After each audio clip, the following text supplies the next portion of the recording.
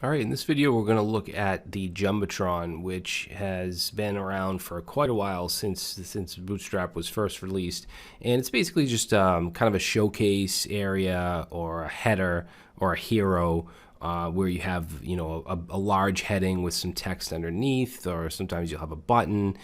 You can put whatever content you want in it, and automatically it adds the padding, it adds the gray background. So we'll take a look at what it actually adds. So it's pretty easy. Right here we just have this div. Inside it we have an H1, we have a paragraph, we have an HR and another paragraph, and then a link that will format as a button. And obviously you don't need all this. You could just put a heading and a button, or a heading and a paragraph. Whatever you want to put in it is fine. But the div that wraps around it is going to have a class of Jumbotron. Okay, so if I go ahead and save that, automatically you're going to see the gray background, the padding, and then what you probably want to do to make it look a little better is give the H1 a display class. So let's do display-4 and save. So that looks a little better. And it is, I realize this is a smaller screen size, so if it was bigger, it looks a little better, but I want you guys to be able to see the code and the result at the same time. And then let's see, for the paragraph, what I would do is this first paragraph, I would give it a class of lead, which we've already looked at. So that'll make it a little more prominent.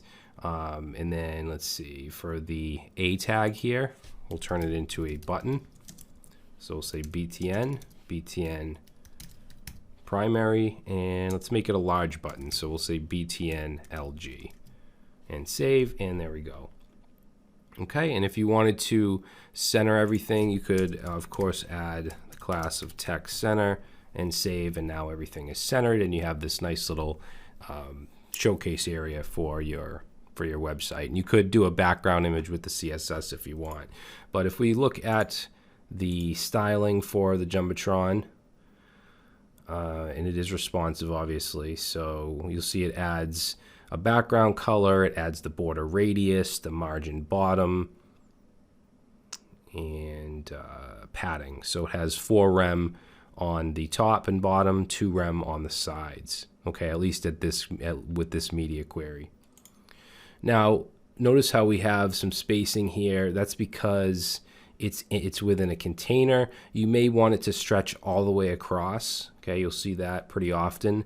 The only real difference with doing that is you want to use the Jumbotron fluid class in addition to the Jumbotron class. So if we go down here and we say class equals Jumbotron, and we also want to add Jumbotron dash fluid, and this div right here, I'm actually going to put a container here because I don't want the actual content to go all the way over. Like if it's let's say it's a widescreen and I make it full screen, I don't want the content to go all the way over. I just want basically the background, the gray part, what it's wrapped in, this div, to go all the way over.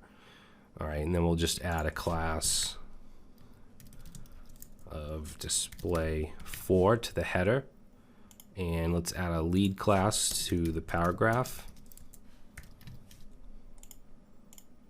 and that should be good. So I'll save that, and now you see that this one actually goes all the way over.